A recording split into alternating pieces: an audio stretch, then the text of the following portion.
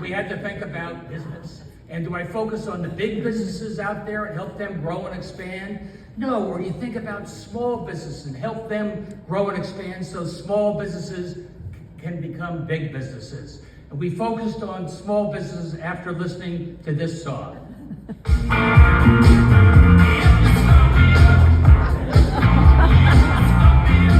Hi, everybody. Welcome to the Sanity Podcast. I'm Dave Briggs here with Allison Camerata and the Governor of Connecticut, Ned Lamont, a huge Rolling Stones fan who just presented the first ever award to the legendary Keith Richards. But first, I'm told there might be a Rolling Stones belt around I got your it waist. right here.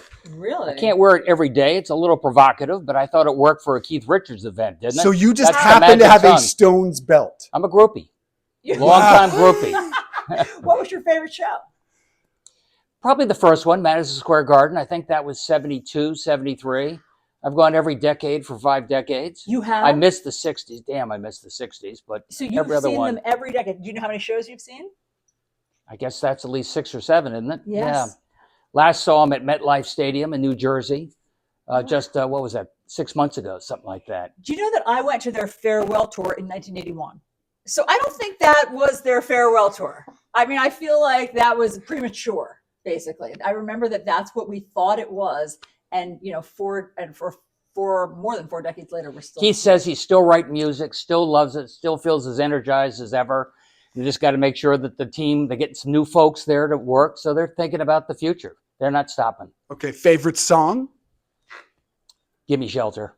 I Give just Me love it, Shelter. especially when they got the choir chorus going in there. I thought that was good. We played that today, just joking about housing influence. That was funny. Was there any debate over who would receive the first Governor's Excellence Award in Connecticut? Nope. I got to make the vote, and it was unanimous. And then we'll see if we do another one. But You I joked love that it. you created it for him. Essentially, there might have been a kernel of truth to that. There might have been a kernel of truth to it. We've knocked on his door. I've been doing this job for about 6.5 years. We've knocked on his door every year. I said, Keith, I'm really proud you're able to do this. What inspired you to do it? Your persistence. Okay, I'll take it. Good luck, leadership? No, persistence. And but he also loves Connecticut. We had a real chance to talk about it. You know, him coming out of downtown New York when he had 2 kids looking for fresh air, that's a story you hear a lot. And he didn't know any. You know, I thought he had family in Weston or something like that. No, just moved up there and found some land and started building a house. Yeah, he's clearly the coolest person in Connecticut. I mean, you know, I don't know if we're known for that necessarily, but he adds such a cool factor to the state. I love the fact he could have been in 50 different countries or 49 other states, and he chose Connecticut.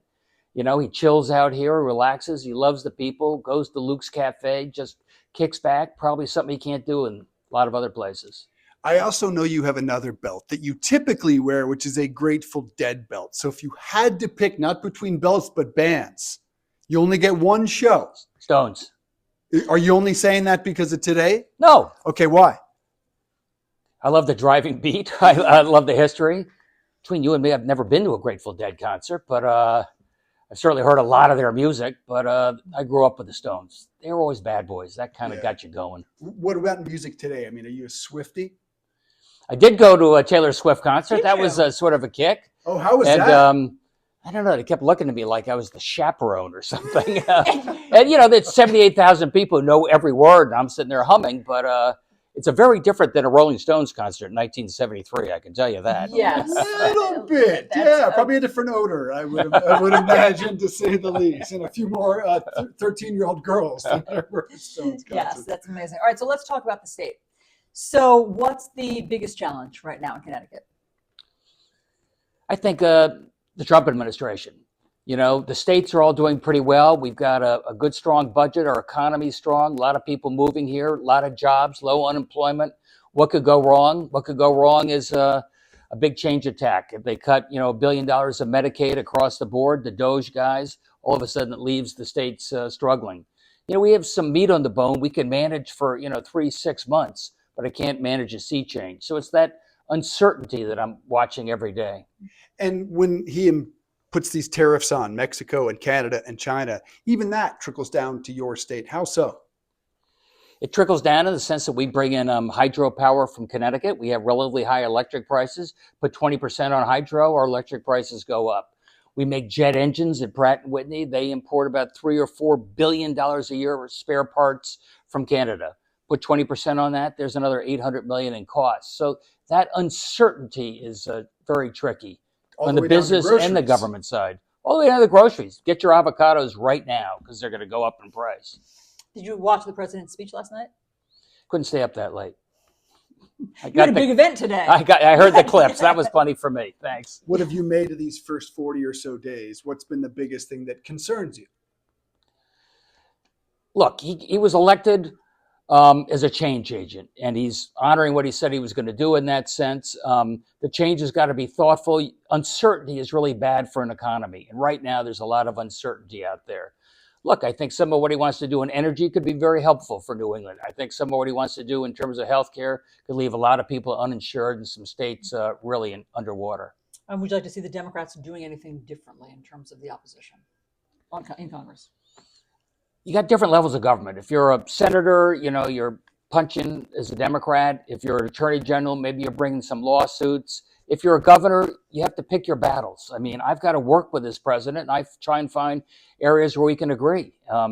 He wants me to pick up, dangerous criminals off the street. I'll work with ICE to get that done. But sometimes you're going to have to draw the line, too. If he wants to go to one of my high schools and take out a girl who came to this country 18 years ago, is now a senior, she came from Guatemala, say, you got to draw the line and say, not in my state. But I think it's important what you said, that governors have to find a way to work with the president, whether they like him or not. Or is there anything you can say, I do applaud him on what he's trying to do there? Look, I think everybody salutes the idea of trying to reform, try and get more efficiency. They do have more people, and the budget's gone up a lot, but you can't do it with a chainsaw. I saw Elon with a chainsaw. That leaves so many people just vulnerable and defenseless. I think, as I said, on energy, we need new energy sources here. So that's a place I think I can work with him. I worry about him on immigration when he says mass deportation. 15% of my Hispanic kids stop showing up at school the next day. I need them in school. Good. Everyone in that crowd wants to know, are you going to run again? I don't know. I honestly don't know. I'm 71. I love the job. I feel like we're doing okay. But right now we're in a session. It's very political, back and forth. I want to keep the politics in the rearview mirror and just sort of focus on the job for the next 6 months. I'll decide end of summer. End of the summer. I think Keith so. Richards is still working, I'd just like to say. He's still working. He told me that. He's not slowing down. He shouldn't slow down. Right. He was really on his game. He says, I'm as creative now as I was when I was 16 years old. That's amazing. And 71 to him would be a youngster. What is he, 81, something like that? Yeah. He looked good. He was on his game. He was fun. On his game. He doesn't do this type of stuff that much. He doesn't go out much, from what I'm told. It's your persistence. So I was so flattered to decide to do it for us. And I'm so persistent. Do you have national aspirations beyond the state? No. None. No. I mean, go down and be a cabinet officer and take orders from somebody at the White House. Governor, you're the executive. You really get to make the decision. Mm-hmm. I come out of the business world. I kind of like being able to make decisions and make a difference. So I'm sticking. Final question is, you had a lot of fun with the renaming of the Long Island Sound, which blew up online. People really enjoyed it. Renaming the Long Island Sound to the Connecticut Sound after, of course, the president's effort to rename the Gulf of Mexico. There are some people that would really like to see you do it. Was it just a joke? And are you surprised by the reaction? We were just hamming around. We were just having a little fun on what, the Gulf of Mexico. I heard from Governor Scott up in Vermont. He says, maybe I'll rename the Connecticut River the Vermont River. I didn't hear much from New York, by the way. So, no, we had fun with that. We put up road signs all over the state, trying to shout a little bit about Connecticut. We said, we're the basketball capital of the world. We're the pizza capital of the world. I heard from Sicily on that. A couple of folks had a different point of view, but spell our name right. Did you hear from New York on the pizza? Did you hear from North Carolina on the basketball? How did those signs go over? We had millions of feedback, and some of it was positive. That's awesome. What do you have a favorite pizza up in New Haven?